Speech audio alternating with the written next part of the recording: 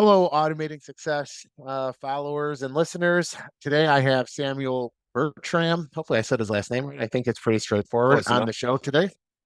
Um, so let me tell everybody who Sam is. Uh, he's quite the entrepreneur, and he's the type of entrepreneur that I'm happy to have on the show as I have a podcast to help inspire people. Sam is just that type of guy. So I'll give you a little bio background on Sam. Um, he is an entrepreneurial visionary who has combined his robotics expertise with his passion for human wellness and to bring innovative solutions to the world's hunger challenges, to life. He's the co-founder and CEO of OnePointOne. It's a mission-driven organization that's making breakthroughs in automation, artificial intelligence, and plant science to build the most advanced plant production system on Earth with the goal of growing the food, developing the medicines, and discovering the genetics to nourish and heal all of humanity. Now, here's the reality. I was able to get so much research. I could probably keep reading, so I'm going to sugarcoat a little so Sam actually has something to talk about too. Um, but seriously, really impressive guy. Um, Thanks, mate. and I think the most impressive thing is how you not only are you trying to solve problems with food and hunger, but then you're also trying to inspire other entrepreneurs by kind of breaking down how you're doing it. One of the things was, you have this automated approach known as Apollo, which is trademarked. It's maximizing food output while minimizing environmental impact. Um, hmm just a lot going on. So that's what I saw. Just I wanted to make sure you saw that we actually care enough to do some research. But why don't you talk about what inspires you? Um, and I just want to welcome you to Automating Success. I'm super excited to have you on the show. Thank you, Joe. Well, what inspires me, I think the mindset is very important as an entrepreneur, but I'll go back to sort of my original mind frame, and that is we're on a little mote of dust around an uninteresting star in the middle of a galaxy of which there are 2 trillion in the observable universe. So me feeling over important or me, how do I put this better? Opportunities are boundless. I can do whatever I want. We can all do whatever we want. Don't let anything get you down. You've got a very short time here on planet Earth. We don't know what the heck we're doing, but the main thing is you move forward and go after things that are meaningful. So this all began when my brother and I did some research into what the biggest problem is in the world, and really dove into it a little bit as opposed to sort of reading titles. And what we found was poor nourishment was the number one problem in the world. And we are not, our backgrounds in no way are in agriculture. Both of our backgrounds are in tennis. That's why we came to the US in the first place. We're from Australia originally.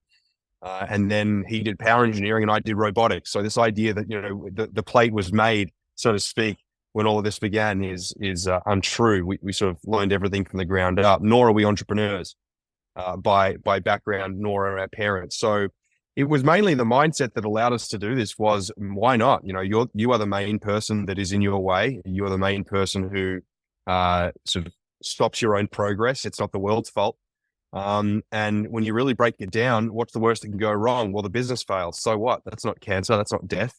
And the best thing that can happen is we feed hundreds of millions of people and build a multi-billion-dollar business. So yeah, that seems like a great trade-off to me.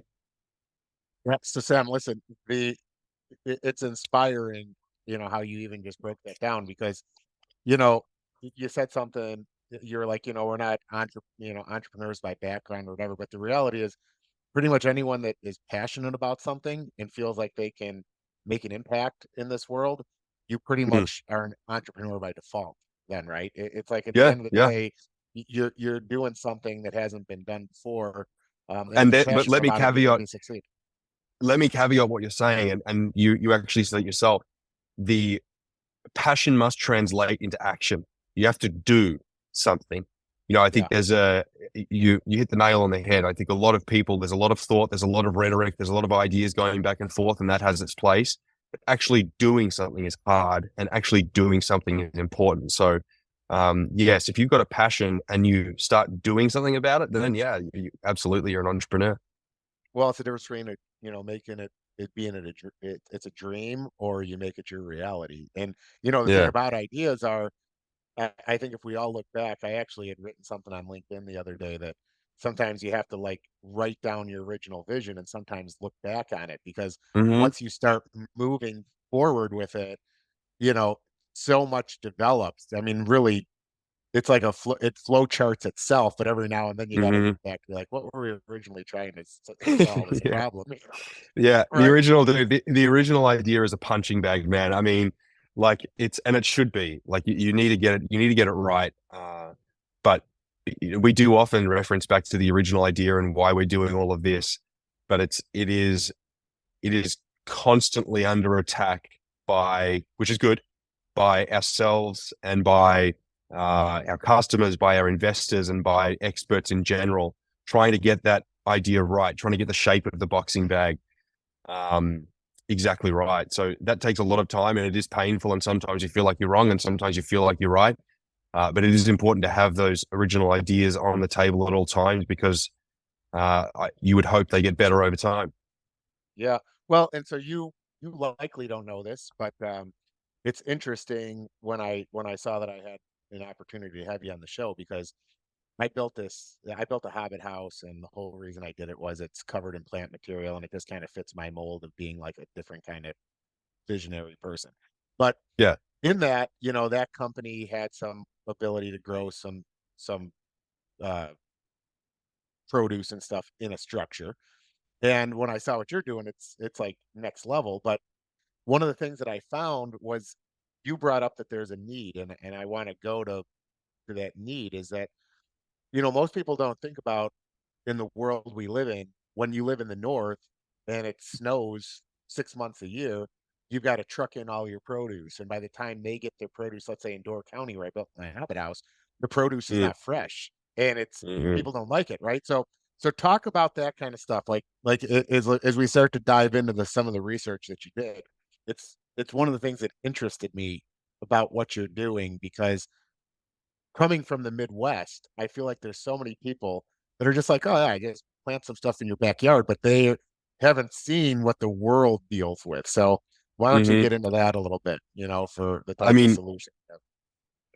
I'll start at a really high level, which is, every human has a requirement to eat certain macro and micronutrients to, first of all, survive and stay alive, but also to flourish. And on that spectrum is, on one end, flourishing, and the other end, death. And unfortunately, there are all too many people on Earth right now that are on the negative end of that spectrum, rich and poor countries, which was fascinating to me all the way through. It's very hard to grow plants, and you can't just throw a seed in the ground and the plant grows, and do that over and over again in an industrial way. You've got to get the seed right. You've got to get the climate right. You've got to get the watering right. You've got to get the soil right, and everything has to sort of treat you nicely. Mother Nature has to be good to you that year. It is a very, very, very difficult endeavor. And then there's the endeavor of taking something that's fresh um, across country, because 95% of produce in the United States, vegetables and fruits and even nuts, are grown in California and Arizona. 70% of the population is to the east of the Mississippi. You got to get it to them. If that's an almond, that's okay. It's going to last a really long time. But if that's a leafy green, you have a very, very short window to get that product to the other side of the country for it to even look good, right? We're not even talking about the degradation of nutrients over time. And I may segue into that right now, which is, there are 800 million people in the world right now that are malnourished. They are undernourished. About 150 million of those are starving right at the end of life. But 835 million, let's say, and it got worse during COVID, are struggling to get the nutrients they need. Notice that 600 to 700 million of those people are struggling from micronutrient deficiencies. When people think about hunger, they think they're not getting enough protein or carbohydrates or calories in general. Those are those 150 million people. The 6 or 700 million people aren't getting enough of vitamin A and vitamin K and iron and zinc and these kinds of things. It's pervasive in a lot of regions around the world. That's the 830 million poorest among us. 2.2 billion of the richest among us are also malnourished. They eat too much, but too much of the wrong thing. And that results in a very wide variety of chronic illnesses. over time, if you're not giving your body what it needs, it's like an engine. You could give it all the fuel you want. You may even dose it precisely, but if you don't have the right amount of oxygen, if you don't have the right amount of oil, that engine ain't going to run well. You're going to get some knocking, or you're going to get some gas, some smoke out the back.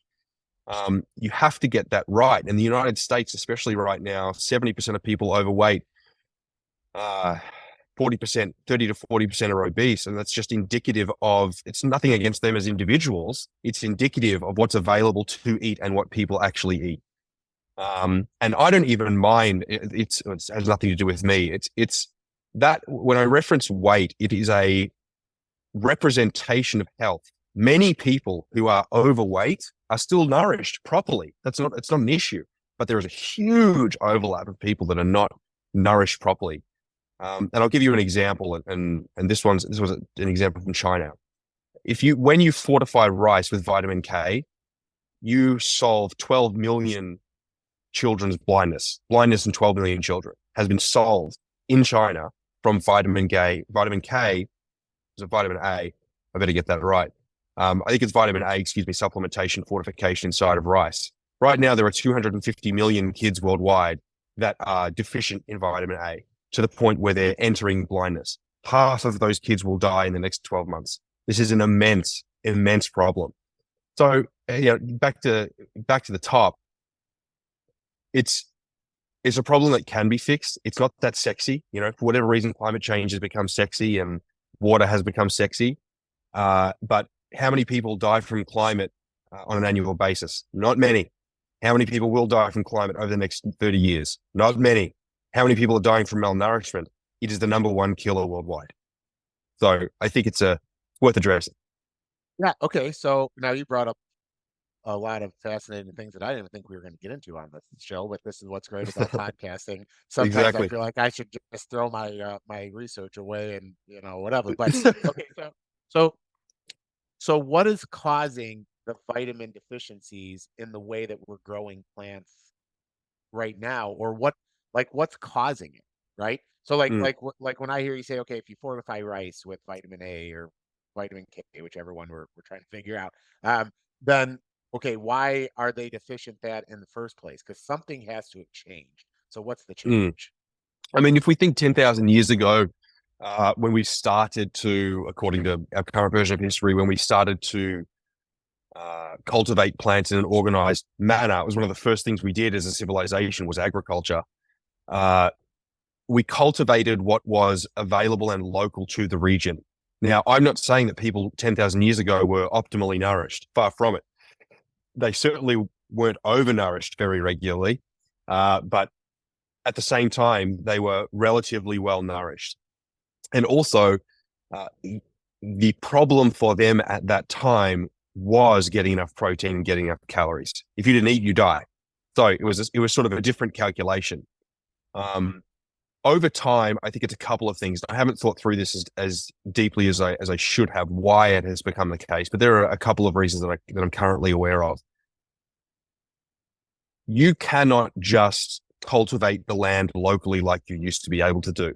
The populations are far too large in the United States, but also in the developing world, quote unquote. I'll just use that phrase for brevity. You need organized industrial farming.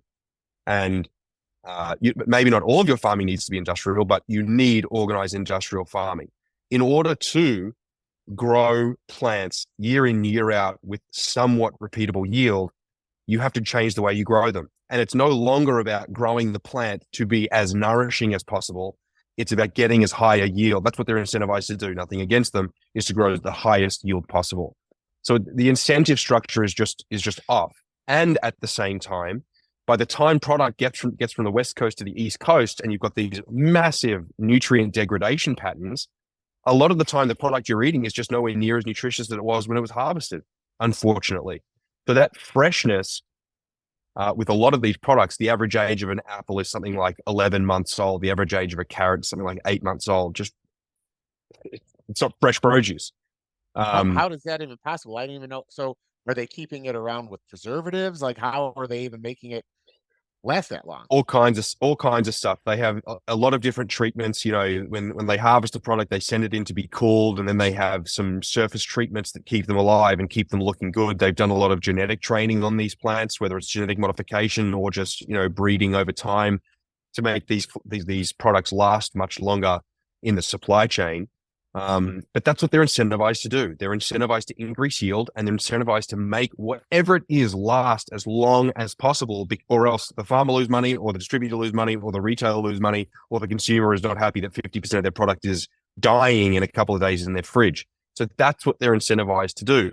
So I think it's just, I don't think anyone's necessarily evil at all in this endeavor.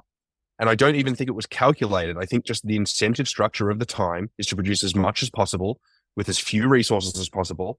If the resource is abundant, use it all you want. Water has been abundant. We've used it all we want. Water is no longer abundant.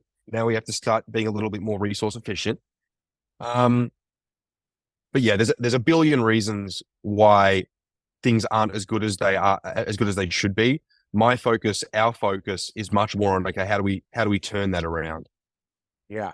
Yeah, no, it's always interesting, and I just ask, so it's like ironic because as we're talking about micronutrients and all this stuff, and you're growing plants, right? I gain weight like crazy if I eat anything with sugar.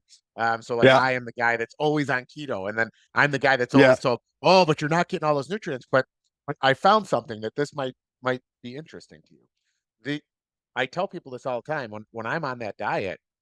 I find myself craving broccoli and craving Mm, avocado, and because I stopped eating sugar. So one of the mm, things that would be interesting to kind of research is if, our bodies absorb sugar so rapidly, that's why it stores, like for a guy like me, will store anything protein wise that I eat then as fat. And then you mm, just have to wonder if some of these nutrients end up just passing through because our bodies are like, hey, I got my gulp of sugar, see you later, everything else. mm-hmm. Because what I find is I mean, I'm just telling you from my own, and it'd be interesting because you and your brother can research this, and maybe you can call me up and say, Joey, you might be onto something. But what I find is I feel healthier when I don't eat sugar. Everybody's always Of like, oh, you're course. on keto. But the reality is, I just don't eat sugar. And when I don't eat sugar, I actually want to eat vegetables. And Yes. when you look at it, there's really not a lot of carbohydrates in broccoli and asparagus and spinach. And Mm-hmm. so when you look, there's probably a lot of those micronutrients. And then I Mm-hmm. find myself eating more of them on this diet than when I'm off it, where I'm eating pastas and bread and probably not getting any. Mm-hmm. Right. So maybe that might be what it is, something.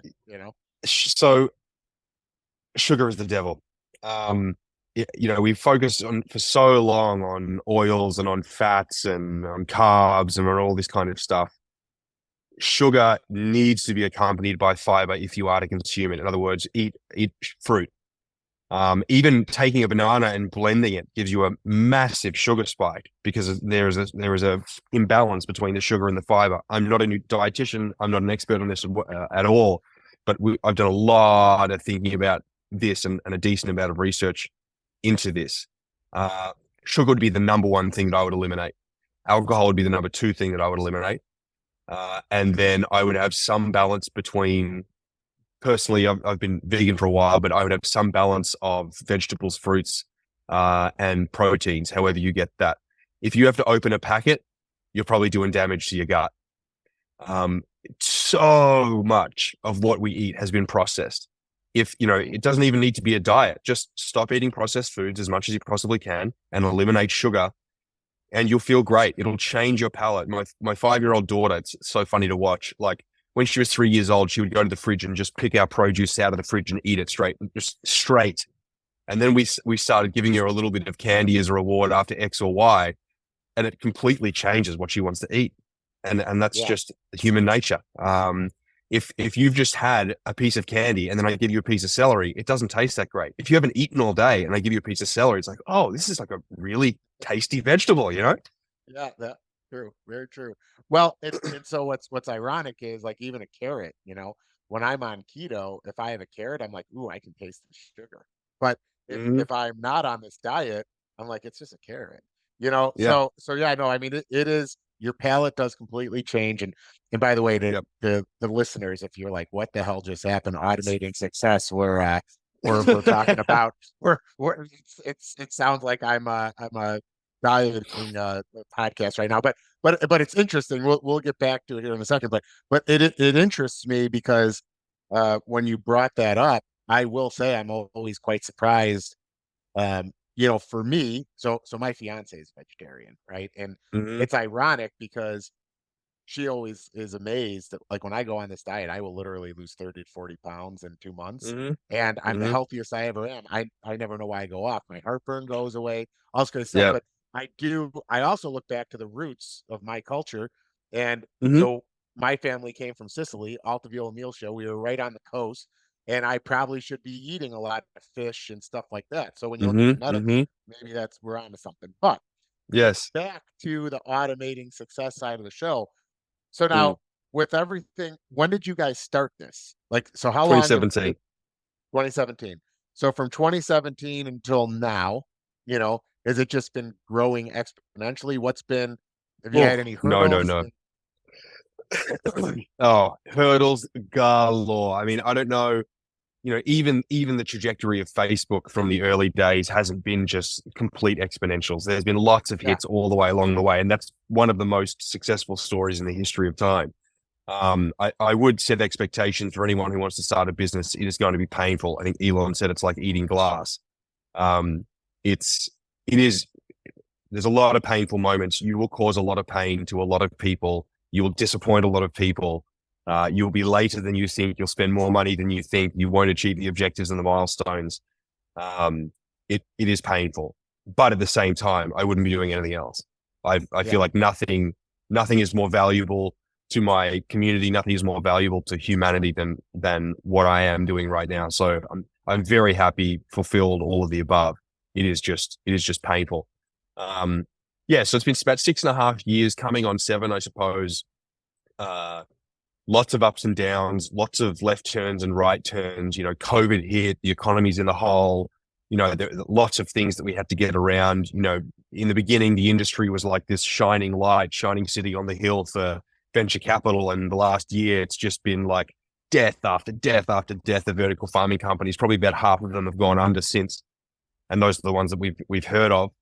Uh, so it has not been sort of just this exponential ride upwards. Something would be wrong if that was the case. But what we're doing is very hard. That's the other end of the equation.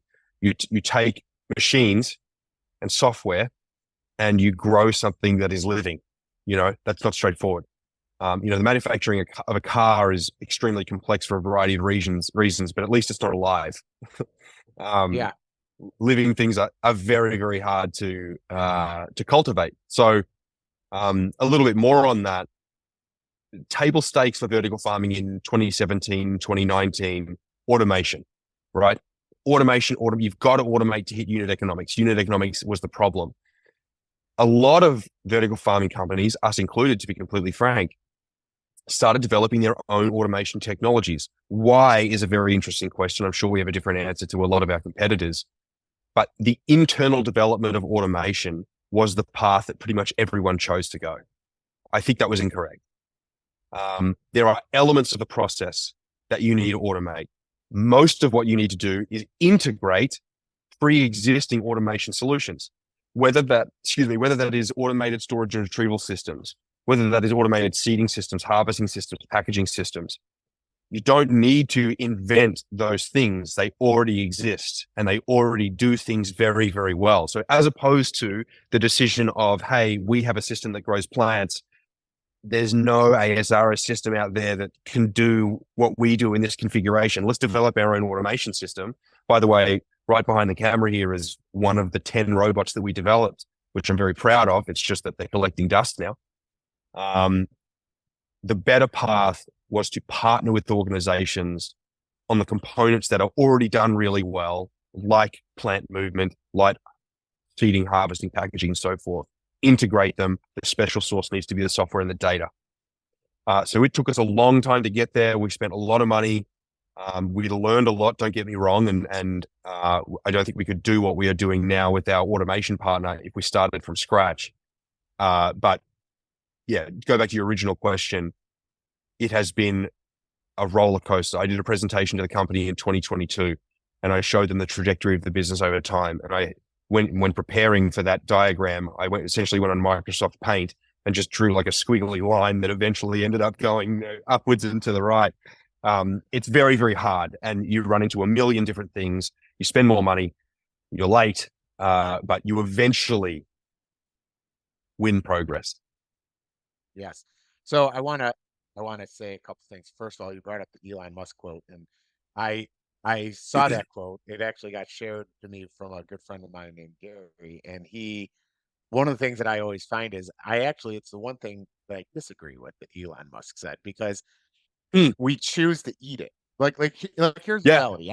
I'm you're an entrepreneur. I'm an entrepreneur, and none of us would actually choose to eat glass, right? So at the end of the day, I don't know that it's actually that painful. And I want to challenge this and say, we it's only as painful as we make it, but it's usually Mm, entrepreneurs we're very since it's our vision and we're thinking it. Like hmm you said, you have the squiggly line, and it's like, yeah, we it's painful to us because hmm we can't understand why it's not growing as fast. But a lot of times the outsiders, they're like, dude, you're a rocket ship. You're a rocket ship. This is hmm crazy. hmm Because they're not living in the moment, right? Yeah, So yeah. so I bring it up because I think that it's only hard in the beginning, and I've said, and I don't know what stage you guys are at, but uh every business I've ever started, like that $1 to $3 million stage, that's painful. It is painful because you're Mm. hemorrhaging money, you're bringing on people. Now there's new ideas, you have to come back. But once it kind of gets going, it's not bad. Maybe it's glass with micronutrients. I don't really know. Yeah, yeah, yeah, But yeah. No, I mean it's a fair point. It's a fair point. I mean, I'd go back to your earlier premise. I mean, when I used to train for tennis pretty regularly, I would we the team would train so hard that we'd throw up. yeah, So I think uh it's similar with business. It's eating glass. I don't think I would ever find myself eating glass unless I was being demanded to with my life at stake. But the point basically is same with sports. 97% of the time, no one sees what you're doing. No one understands the problems you're solving. People are coming to you and they want things. People are telling you how bad your idea is, and all of the things I previously mentioned. And 3% of the time, it feels great when you win a deal, when you raise a round, when you're developing new technology, have a successful this, and that. Um, Maybe I'm being a little too excessive with the 3 to 97% ratio. But honestly, the last 12 months have felt like that. If I'm going to be completely honest with you, it has been a war to stay alive. But we are alive and we are growing, and the progress we've made in the fourth quarter of this year has been phenomenal. So, um, yeah, I'm trying not to paint a bleak picture because there is nothing else I'd rather be doing.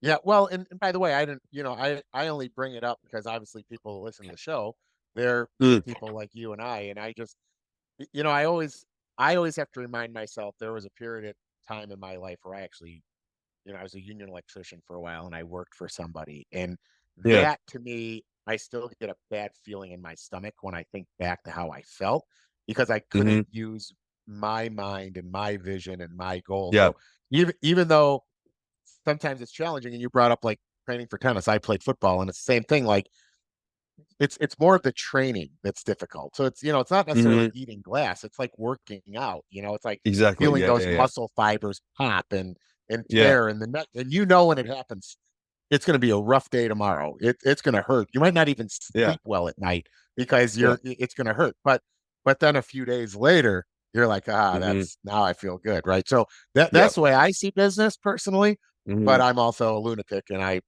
am a serial entrepreneur.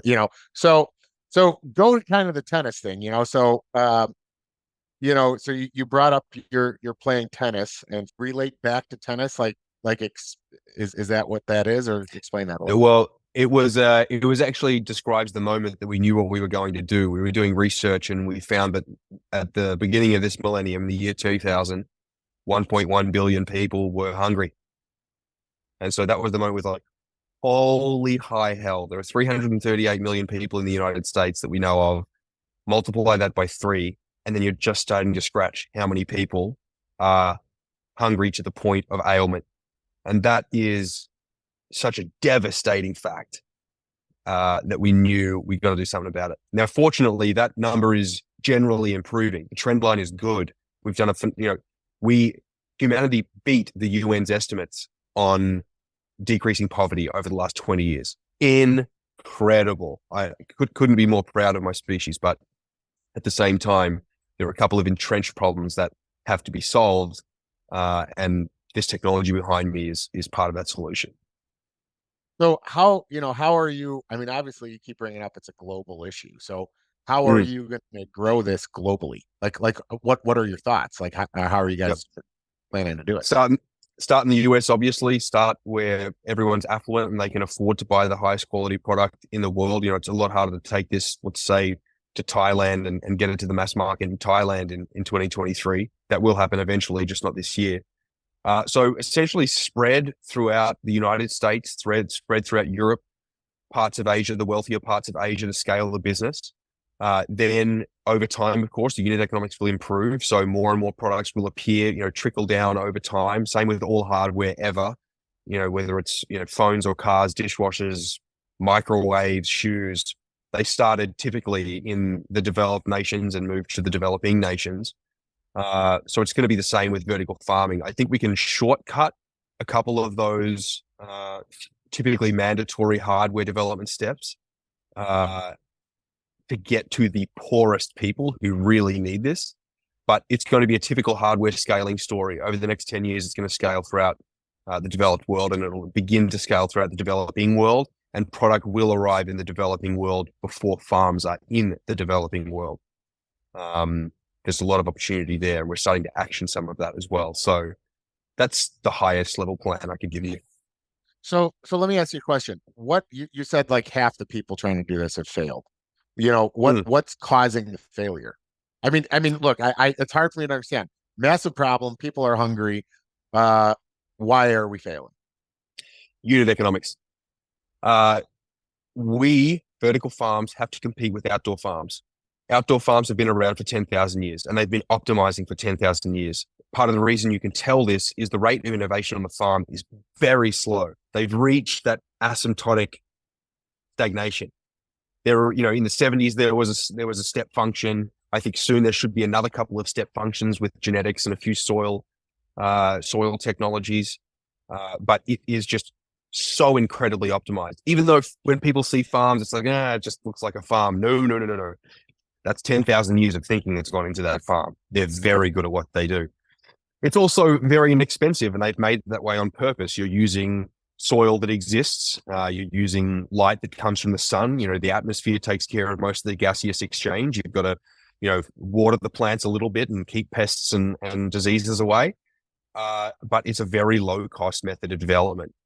So what we have, classic innovation story, you have the incumbent that is mass market, mass volume producing product A, which is typically not as good. And then you have new startup with a tiny bit of money and a tiny bit of volume compared to the incumbent, but with a better product. So you've got two things that you need to do. You need to get that product to the same price as the current product. Fortunately for many products, we've already done that. And you need to expand the number of products that you can provide out into the market. So the shorter answer is unit economics. You're competing with an industry that has been at scale for 10,000 years. And typically,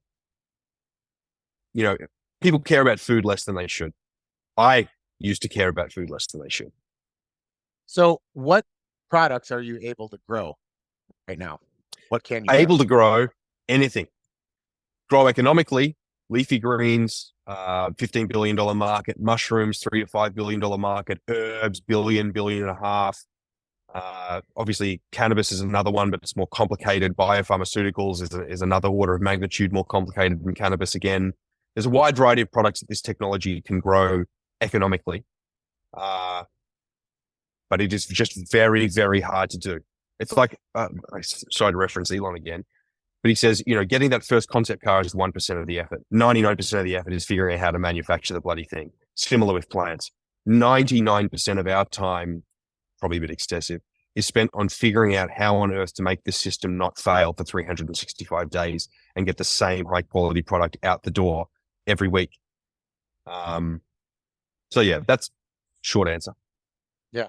So wait, we can keep referencing Elon. Maybe somehow it'll click, and he'll put me on Twitter, and it'll be crazy. He'll put me on blast. But yeah, on X now, exactly. Sorry, Elon. So so anyways, okay. So look, I'm very intrigued by this because I've kind of thought about how to okay, so Costco is one of my biggest customers. Okay. Mm-hmm. And I see, I've actually thought about how much it is to truck stuff in and this and that. And when I see something like what you have, and maybe you can tell me why my idea is just totally crap, right? But You're I on a see you're on a these, good path. Go ahead. okay, so I see, okay, they have all this wasted space. They build these huge warehouses, they have this open roof and da da da.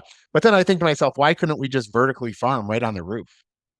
Why Mm-hmm. couldn't you just do this right there? You cut trucking out. It's the Mm-hmm. freshest you could possibly make it. Mm-hmm. And boom, put it right there at location.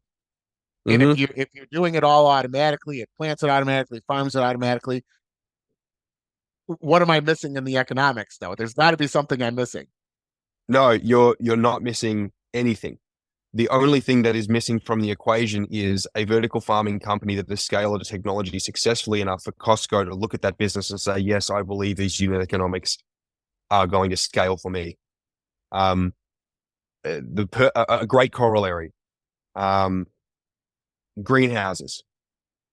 Greenhouses, the Netherlands are the second largest exporter of food worldwide. Tiny country. Why? Greenhouses. Greenhouses are a phenomenal technology. They feed hundreds of millions of people on an annual basis. And they are just starting to scale throughout the United States. Problem is that Costco can't, it doesn't make economic sense for Costco to put one on the roof or put one inside of their facility. It does for a vertical farm. So it's just a question of time.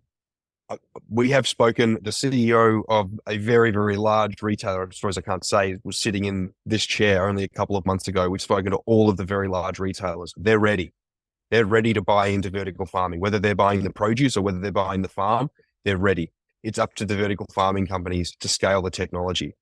Whether it's Plenty, Bowery, Aero Farms, 80 Acres, all these organizations. I think of that list I just mentioned, one of them has reached a full scale facility. And Plenty's raised $940 million. Bowery's raised $600 million. Aero Farms had raised $400 to $600 million, somewhere in that range. We've raised about $71 million. It's very hard. And each of those organizations I just listed are filled with very smart people who know how to make good decisions. So that is an indication, and bad decisions have been made, don't get me wrong, but that's an indication of, I think, how hard this is. But in many respects, we're there. And in some respects, we're so close to getting to that point where all these large retailers will have vertical farms in them. They'll have a vertical farm in them to get foot traffic, and they'll have vertical farms in their distribution centers growing produce that ships out either through e-commerce or ships to the brick and mortar stores. That is the way it will be. Of that, I am very confident. For the leafy greens that I'm talking about and mushrooms, it's going to be slightly different for tomatoes, peppers, cucumbers, these kinds of things. We're going to assist the greenhouse. The greenhouse is going to do most of the production. We're going to give them perfect baby plants, nursery plants. But exactly what you outlined is the way it's going to be. The retailers are waiting for us. So basically, it's just a matter of getting these automated systems and getting it to actually just constantly function, which is the issue in automation. I mean, so in Of my space, course, which I'm not solving world hunger at all. I'm picking up golf neither am balls right I. now. I'm well, but you might be one day.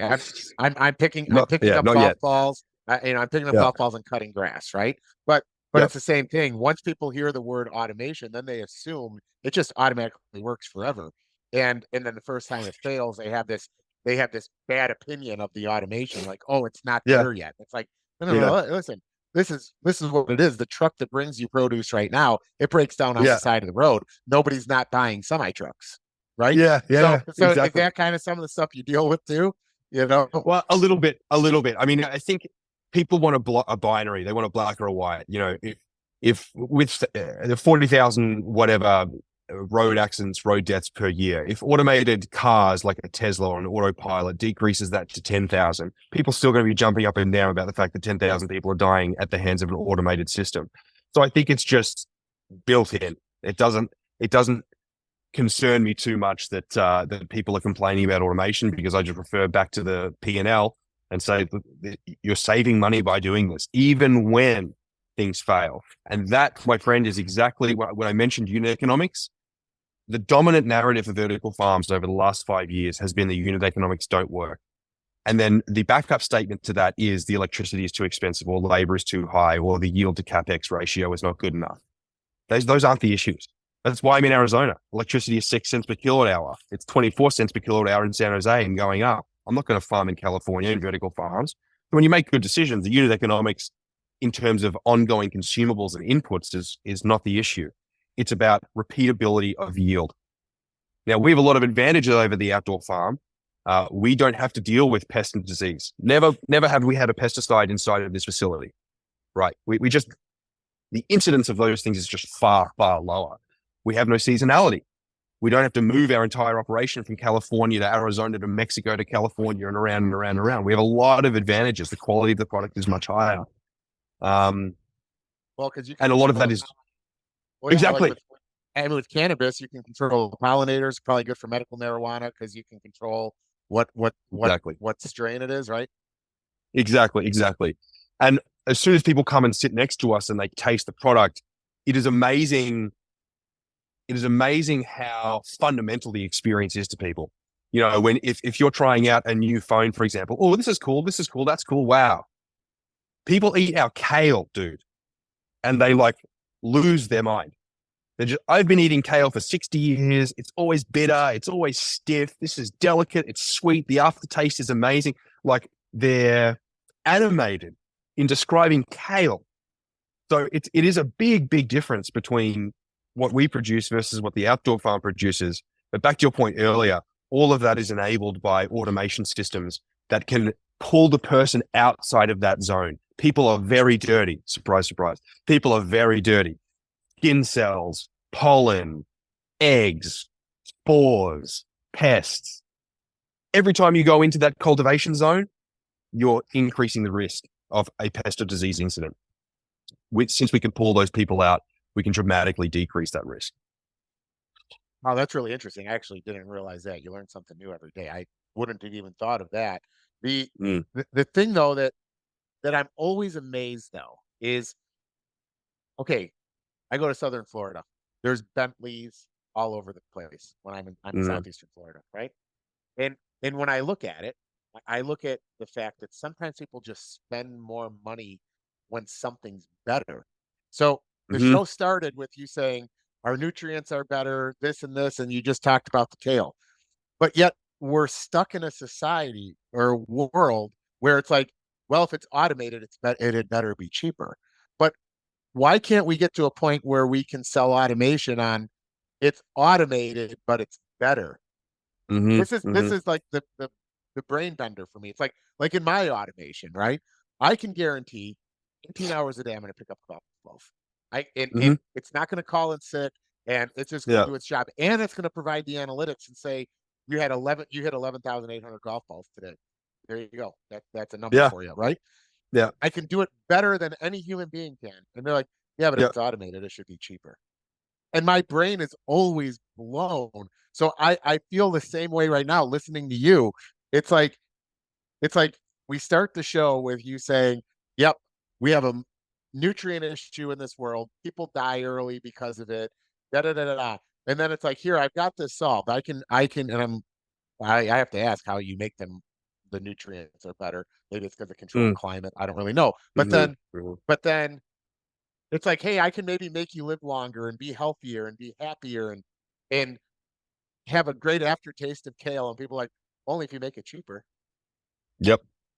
What's the It's problem? amazing. It's amazing. Well, I don't know. It's just a question of value. And I think it's a question of it's not just sort of the magnitude of value, it's which values you're talking about. If I go to a Mercedes dealer and I want to buy a car, I'm not saying, oh, that one's £3,000 and that one's £3,500 and they're the same price. I'm going to get the £3,500 car. That's just an incorrect judgment. It's not something people do. For whatever reason, when we're thinking about produce, vegetables, fruits, food in general, we think about price per pound. That's just, it weighs this much. 98% of it is water, by the way, but it weighs this much, and this is how much I typically pay. That's my calculation. If I come in there and I say, well, we have 300% the magnesium, or we dry the product down into a supplement, it's a plant-based supplement, and it has far more zinc than you'll need on a daily basis. It is a value judgment. To me, as an individual, I want to live a long time and I want the quality of that life to be very, very high. I want my daughter's upbringing to be a very healthy one so that that sets the trajectory for her life. So it's a value for me. For whatever reason, it is not a significant value for, I would say, most people in the United States, judging on the data. It's more important in Europe. In Sicily, it's very, very important. You know, around there is one of those blue zones over there in Italy, where everyone lives to 100 years old and they never have any ailments.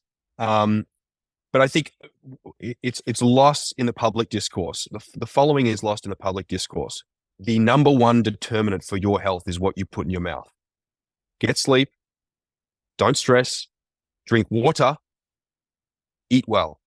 Like if we'll go, I'm sorry, statistics aren't as sexy as stories, but I'm just keep going down statistics path. 70% of chronic illness is indirectly or directly attributable to poor health, poor diet, excuse me. We have, in the United States, the GDP is 20 trillion. United States, diet-related disease costs the United States 1.4 trillion a year. These are massive, massive numbers, but they're not in public discourse. We're talking about other stuff, also important, but other stuff. I wish I could just get up there and say, if you have a health issue, stop eating like crap. As soon as you stop eating like crap, it is highly likely that your chronic illness will go away. That message is I don't think it's being intentionally suppressed. Maybe it is, but it's certainly not prevailing. And that's one of the most frustrating things for me is a lot of problems we talk about are the problems that aren't, what do we do with Russia and Ukraine? That's really complicated. That's hard to get to an answer in most cases. What do we do with health in the United States? Just give me 30 seconds. Eat better. Yeah. It's just on the value stack, it's just low on the value stack. Well, because at the end of the day, there's there's no money in that. The money's in try this. No, there is not. Problem. You feel under the weather here. Let's try to prescribe you this, do that, and that is the problem. I mean, that's especially the problem in the United States.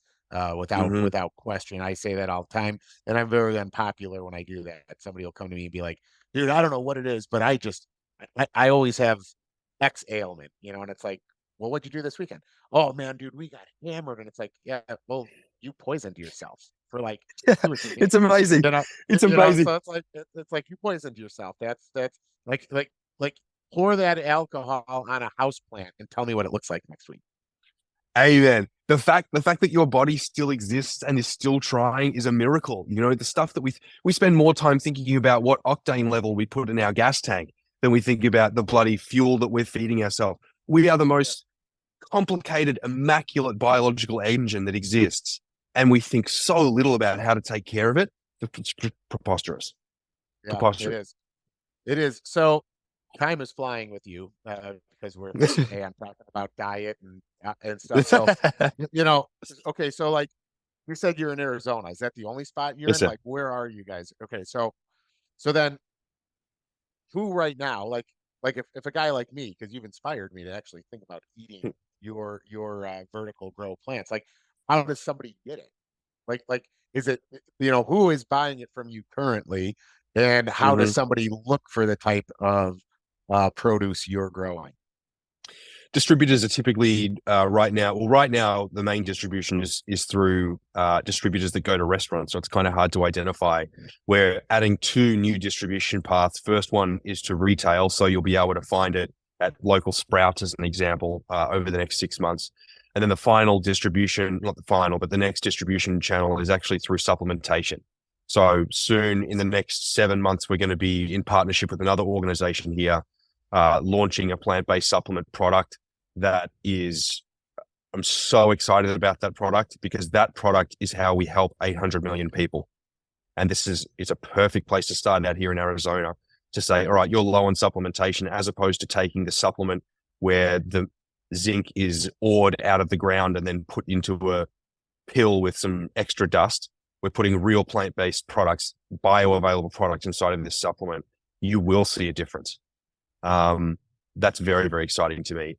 As we scale through next year in 2024, most of it is going to be local. That's part of the intention.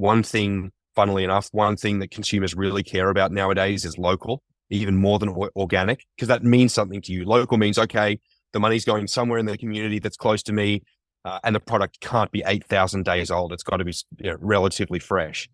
So staying local is very important. But yeah, the way this is going to scale out over the next 3 years, the average consumer is going to start to see these products and they'll be marked. It will say vertically farmed, and vertically farmed across the board usually means pretty much the same thing. So if you get a vertically farmed product from company A or company B, you're going to be getting quite a high quality, clean product, fresh product, which is great. It's a great standard.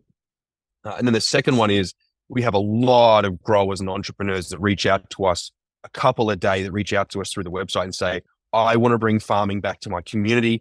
I want to bring these products back to my community, whether it's cultural or whether it's indigenous. There's a lot of interest for our customers who are actually farm buyers, as opposed to produce buyers. That's how we scale this technology as quickly as possible, is that organizations and individuals buy the farms, build them in their location, and then sell produce locally. So, I mean, I'm just going to come straight out. So my brother and I own a nursery in Illinois. So I have a nursery. Oh, yeah? Yep. And so it's like, What are you nursing? So we're growing all the plants that my landscaping company uses. So to give you a background, not only in automation, but I own a landscaping company, a snow removal company, and stuff like Amazing. that. So we grow the plants thing. So we grow the plants that we use, because then we have control of the plant. So that, and we know all the plants that are at Costco's and Walmart's and all these. Yeah. So we just always grow those and we pull them out of the field. But I always look at the fact that I have this, and then I talk to a guy like you, and I'm like, man, I should just carve out a section of the property and just do this. I also think to Door County, where I'm at, like, in where I brought up the Dudhead, like, so I go up to Door County, Wisconsin. That it is literally, if you look at a map of the United States, look at the Great Lakes. There's this little peninsula that juts out into Lake Michigan and Green Bay. I'm like on the tip of it, right? But what I realized, so it's beautiful. It's cold to live. It's cold, but here's the thing: I realized something driving there. It's a dead end. Anything that comes there, nothing gets exported out. So then in my mind, I hear like this, and I'm like, that's a perfect spot to do a climate controlled vertical farm. You can support that entire community. There's only 26,000 people in Door County, but here's the crazy thing about Door County: it's the biggest grower of cherries in the country, because the climate is perfect. There's this microclimate, unbelievable, 76 degrees, right? But so there's tons of farms that are doing cherries, but not doing anything else 7 months a year. So then I look at this and I'm like, keep growing your cherries, build a vertical farm. Supply your community with produce, and then you're always shipping something back out the door as something's coming in. Amen. I think the birthplace of Michael Jackson, Gary, Indiana, is a phenomenal place to put a vertical farm, ship it up Chicago on the left of the lake, ship it up on the right-hand side of the lake as well. You got a high population density. I mean, and by the way, Chicago is a massive food distribution hub in the United States, just a massive distribution hub, I think, in general. It's a perfect place to put one of these farms. You'd start with leafy greens, 4-ounce, 8-ounce clamshells, microgreens as well. Then you start to get into strawberries, start to get into mushrooms. I mean, I'm so excited about this technology scaling for a lot of different reasons, but I think the thing I'm most excited about is the experience people will have when they start tasting what plants are meant to taste like. Yeah, I have to tell you, I'm like so interested. So I'm going to be in Arizona for a GCSMA show, Yeah, in January, and it's like I almost want to try to figure out how to carve out some time and meet you in let's person do it. see Let's do see it, one of man. these seriously, because Yeah. I am so intrigued by it because I travel a lot for what I do, and I think Hmm. that's the thing where people don't have like big ideas for this stuff sometimes is because they don't travel and see different parts of this country. It's Hmm. not the same everywhere, you know? No, And no. and so when I hear about stuff like this, it's like it's pretty crazy, you know, to think Yeah. about a how much a community might embrace you, because Hmm. like when you brought up the kale, you know, one of the things that's always funny for me is like when I go to shop for produce, I see a massive difference between produce I get in Woodstock, Illinois, which is just outside of Chicago, or Door County, Wisconsin, because I can Mm. tell it's not as fresh. Yeah, yeah. I mean, 100%, man. Like East Coast of the United States, I'm so surprised. I've eaten there a couple of times, and I'm puffing up competitors right now. Like when I eat our competitors' product versus product that's come from the West Coast of the United States, it's night and day, and you see that in sales. Like on the East Coast of the United States, where most of the vertical farms, the indoor farms, greenhouses are, they're becoming a really serious percentage of total sales in those locations. You know, right now, United States wide, 3% of leafy greens are produced inside of a greenhouse or a vertical farm. 3%. It's a $15 billion market. It's large. On the East Coast of the United States, in some regions, it's 17%. In some stores, it's 60%. So when it's available, customers buy it. But back to that problem I was talking about before, they're all waiting for the vertical farms to come up. You know what I mean? Yeah. They are the ones who are waiting. It's not a question of whether or not this technology or this produce is going to be adopted. It will. Doing it reliably and economically is the hard part. It's automating Well, and don't you success, you think know? they're doing it on? Don't you think they're actually doing it on? They have to on the East Coast, though. It's high population density. There's no place to put a farm in the first Mm-hmm. place. You've got the Appalachian Mountains that make shipping a little bit difficult. Yep, So the microeconomics probably work there they because when do. you factor in shipping, no place for farms, and if you do have an acre of land, you're going to charge a lot for it. So it Yeah, works there, you it know. does. It does. You got to be careful about one thing on the East Coast, particularly as you get up to the Northeast: electricity price. So if I'm in the Carolinas, I'm doing pretty well. If I'm in Kentucky, I think I'm doing okay. Um, uh, Tennessee is all right, and Virginia is very good. But you know, as soon as you start to get up there, in New York, and you've got a 20 to 25 cent per kilowatt hour, you would be growing your product in Virginia and shipping it up for sure. But yeah, I mean, I completely agree with what you're saying, which is there is a massive delta between what and how much the East Coast wants to consume and what is available. So before I start to ask you about some of your personal life and how you got to be the guy I'm talking to today, I've got one more question Dude. because not everybody's going to watch on YouTube and be able to look at images. So explain to people that have never even heard of this before. Okay. Hmm. Try to paint a worded picture of what one of these farms looks like and what your automation looks like and how you're even automating it. Like I heard you say, like you're Sure. going to supply the small little cultivars or whatever. So just kind of Hmm. explain it to people so they understand, so they can leave with an image of what it is that you are so passionate about. Sure. So imagine walk out onto a farm. The first thing you do is you put it inside, put a roof around it. The next thing you do is you tip the farm on its side.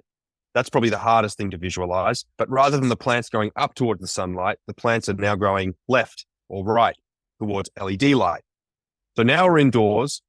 The plane of growth is vertical.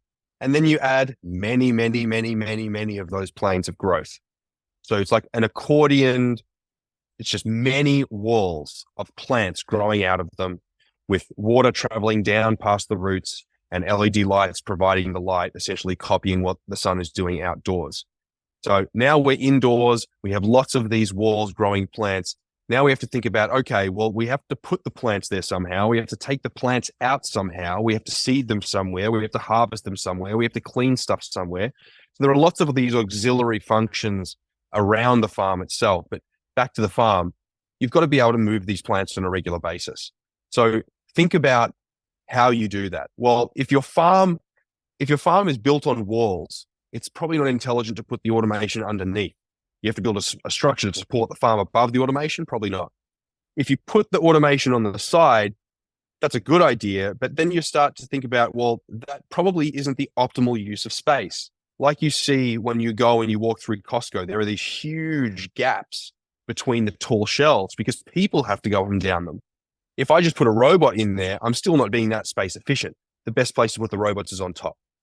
So we have a fleet of robots that run around the top of the farm, and the farm itself, those walls are made up of many little segments. You know that game Four Across where you drop those discs down into place? It's basically that, except a robot drops it down into a place, and then a robot comes and picks that same thing, same plant or grow board, we say, out of that location and goes to somewhere else. These locations are as tall as a 2-story house or taller. They can sit on the footprint of a typical 2-story house, or they can be the size of this 80,000 square foot facility. They grow a wide variety of products like leafy greens, mushrooms, microgreens, herbs. As I said before, cannabis and biopharmaceuticals are in the pipeline as well. And they will not do all products, produce in the future, and fruits, nuts, and vegetables in the future, but they will do many. And they will certainly be part of the process of growing all of those products in the outdoor farm. Amazing. So I can't conceptualize how every plant has a different height. So are your walls movable? Like, can you make it where if you're going to grow a certain produce, this is the wall, but you can spread them, thin them? Like, how does that work? So imagine, like I said, with those 4 across discs, imagine many of those 4 across plates, right? We can select, okay, I don't want to grow in that 4 across plate. I'll grow in the next one so that we have more volume that these plants can grow into, if that makes sense. Now, Okay. regarding the plant itself, most leafy greens don't grow very tall, 4 to 6 inches, let's say. Same with lettuce heads, they don't grow very tall. Now we start to talk about a strawberry plant whose inclination is to grow large. You train that plant. You essentially tell that plant, no, don't grow large. The way you do that is you trim it and you train it to keep it small, and then you change its phase of life. You throw it into flowering mode where its focus is the berry as opposed to the production of stems and leaves. So there are ways that you can keep the plant very compact. It's the same with cannabis. You would take all cannabis plants start off typically as clones that are 6 to 12 inches tall. You take that clone, you put it in one of our walls, you allow it to establish a root zone. That's very important. Again, you can tell the plant or train the plant or trick is the wrong word, induce the plant's root development as opposed to stem and leaf development. And then again, with the cannabis plant, after a couple of weeks, you flip it. You tell it it's summertime is ending. The days are getting shorter. So the cannabis plant goes, okay, I'm done producing stems and leaves. I need to start thinking about reproduction, flower. So you can trick that plant into flowering. You keep the plant itself very compact while still producing the end product that you want. Yeah, I mean, it's amazing. I mean, even I'm thinking about, well, and I don't know if you can grow peppers. I mean, you said tomatoes and stuff are For sure. difficult, but I think about the way the plant is normally growing upright and everything hangs off it. You have this vertical stem can kind of hold it. It's like Mm-hmm. holding something up straight versus holding something out to the side. So then I think if you're Mm-hmm. growing these things on the side, how does the plant not just snap? Like, I mean, I'm sure I'm really going off into the weeds here, but It's I okay. It's just okay. I don't mind at all. Like it's when humans go up into the space station, they get osteoporosis. Their bones sort of decay away because they're not being stressed. It's the same with the plant. The plant reacts to its environment. Now, with strawberries specifically, we discovered them on cliff faces. So strawberries are used to growing on what's called a vertical plane. But most of these other plants are most interested in light. They're much less interested in which way gravity is pushing. They're most interested in light. So if the light's over here, they're going to grow towards it. There are other ways to sort of make sure the plant is more focused on light than it is on gravity. It's gravitropism versus phototropism. I'll let you guess which is which. But yeah, what we have seen, one of our competitors grew a watermelon on a vertical plane. The plant does not want to cantilever itself. The plant does not want to grow out to the point where it starts to bend down and loses under its own weight. the plant can deal with itself and its own weight very, very, very well. These plants they're not dumb, and it's on a vertical plane. There are some benefits. One of the benefits is that the plant builds additional vascular structure to be stronger. The stem is larger and stronger, which means you can get more nutrients at a higher rate to where they need to go. So plants are smart, mate. They can solve Oh, and then problems. and then you don't have the fruit on the ground rotting the bottom. Precisely. It's one of the biggest problems in strawberries. Yeah, that's exactly right. Quite interesting. I'm very Yeah. intrigued. As you can tell. Oh, it's So unreal. It's unreal. yeah, no, I mean this is pretty crazy stuff. So all right, so I always like to get a little personal with people on the show. So you said it's you got a brother, you played tennis. So talk to me about the young Sam, in Oof. Australia, like Delinquent. you yeah. Well, No, no, it's no, no, some of no. us. I mean, listen. What do they say? A lot of entrepreneurs are C average students, that just turn into something bigger. So, Yeah. uh, Well, my brother is the smart one. He's 2.5 years my senior. He, exceptionally smart guy, and the results show that. I'm between a B and an A. You know, I was like uh, 3.6 GPA at mechanical school, and a 3.8 was robotics. But yeah, there's a whole story. There's this whole story associated with that. I just work hard, mate. I don't. yeah. I'm very, very interested in the subject matter, and I work hard. I'm not Einstein. Um, Me growing up, let's see. Love to have fun, always prioritize having fun over playing tennis or, doing academics. Uh, Ended up being relatively good at tennis. Fortunately, got recruited to come over here and play in the United States. I played at Santa Clara University. My brother played over in Santa Barbara. Um, but me as a kid, I was doing business classes in 2011. I was doing like human sexuality classes in 2012. Like I didn't know what the heck I was doing. I was just sort of going through the motions. I always knew I wanted to do something, like it was always about doing. I want to make progress. I want to do something that is unique and large and grand in its magnitude. I didn't really know what. And fortunately, we were guided in the right direction. I think about, what if I went to the East Coast and went to one of those schools, I probably would have done finance, nothing against it. If I went to Hawaii, I would have done something else in business or insurance. I ended up at Santa Clara University, where, of course, in Silicon Valley, entrepreneurship and innovation is sort of the MO.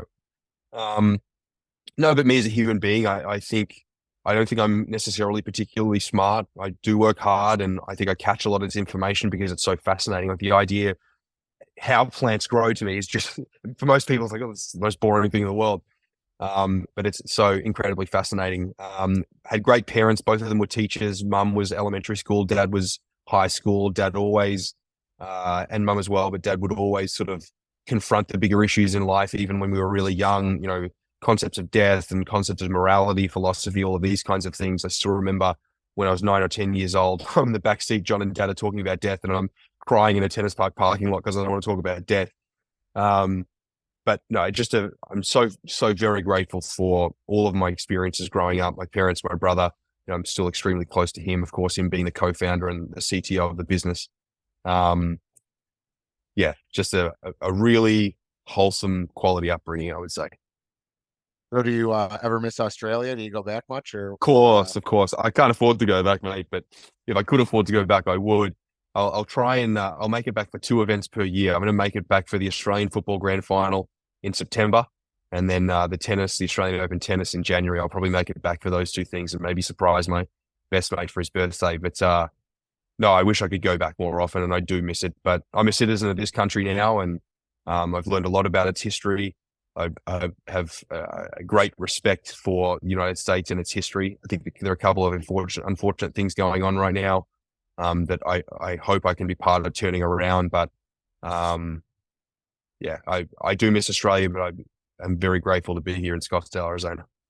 yeah, well, that's actually great to hear you say that. I sometimes feel like my thoughts on some people in this country are they since they're not well traveled enough to understand what it's like in other parts of the world, sometimes we take what we have here for granted. We take our resources for granted, our people for granted, and it's like a lot of people. that I've talked to that are from this country that are not entrepreneurs, not well traveled, like, oh, I'd rather live in this country or this one. It's like, have you ever been there before? No. Well, then, wow, how could you actually say that? You know? Yeah, So, yeah. it's It's the interesting. That's why fundamentals. It's the fundamentals, dude. It's like the things that we take for granted are the things we should be most grateful for. Flushing toilet, flowing water, a warm bed, yes, food, good people, a home, roads, electricity that works. You're talking about like the cream at the top we're arguing about. We spend too much time talking about this cream. The fundamentals of the United States are absolutely phenomenal. You know, the First Amendment, give it a run. Like everyone takes it for granted, but the right to say what you think without the government taking you away is a very rare thing, and it is a very important thing. And it's only when shit hits the fan that people start to really appreciate these kinds of things. correct. No, I mean, totally. I went to the UK because I import a ball management system for golf, and I couldn't believe like just the way their roads are. Like, uh, you're constantly think you're going to get hit head on. And I'm driving, the guy's driving, and they told me like, hey, you can have one of our work vans if you want. You can just drive it. And I'm like, fuck no. Excuse my language. I'm like, I'm not driving your van anywhere. I no way, you know. But Yeah. but like I said, the things. But then in our country, people will be like, this should be 7 lanes wide. This 4 lane stuff is ridiculous. It's like, holy cow, are you Yeah. kidding me right now? You know? So Yeah. Yeah. yeah, I just think it's comical sometimes, honestly.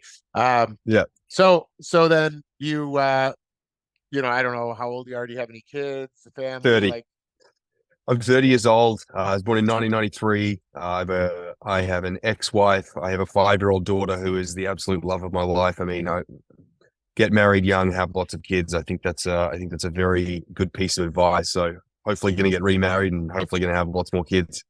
Um, what else? I still play a little bit of tennis. Not much free time. That doesn't concern me too much. I'll have free time later in my life. Um, and yeah, like we said a second ago, I focus on trying to get the fundamentals right. Be a good dad to my daughter, be a good son, be a good brother, be a good CEO. And the rest of it is kind of gravy.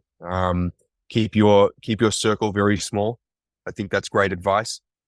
Make sure there are good people in it. Um, Try not to let your ego run away as it can. It happens to absolutely everyone, and it happens to me. But it's a good idea to keep all of that at bay or on a leash.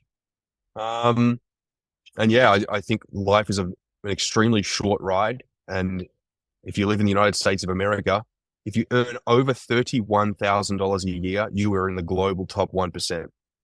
So I think I want to hear a little less complaining out of the global top 1%. That would be nice, and focus on the global 99%.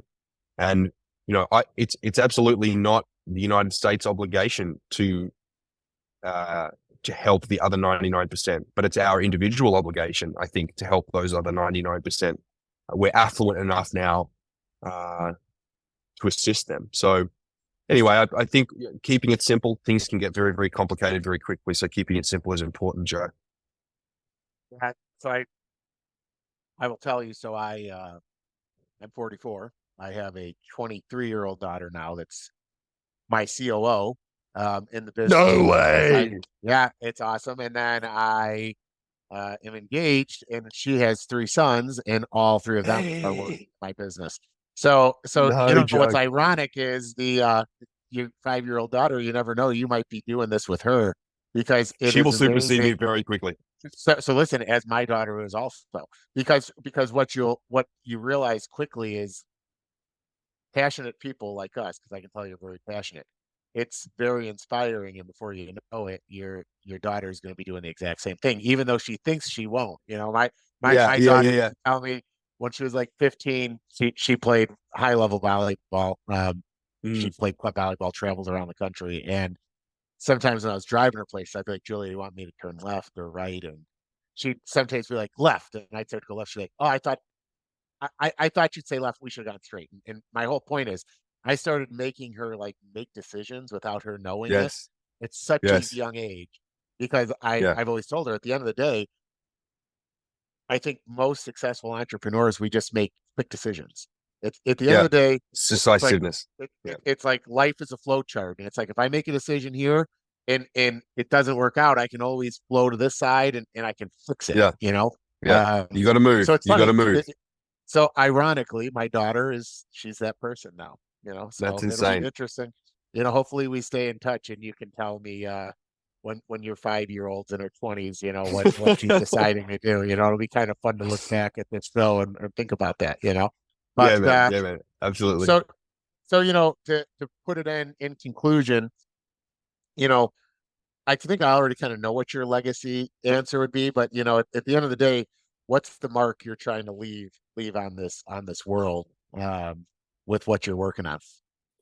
With what I'm working on, I think it's just giving people a baseline opportunity to be healthy. I've sacrificed the idea that I can make people healthy. I want to give people the opportunity to be healthy, and then it's a completely separate project to convince people that it's intelligent to be healthy. Um, I think that's the corporate legacy is nourishment. I think individually, I take increasingly so take my family name very seriously. I take my own legacy very seriously, my own lineage very seriously. I think it's a good thing to do, functionally. So as an individual, from a community perspective, it's getting values right and communicating them regularly. And the final one is you are your actions. I think I want to get a tattoo on my back. Yeah, you are your actions.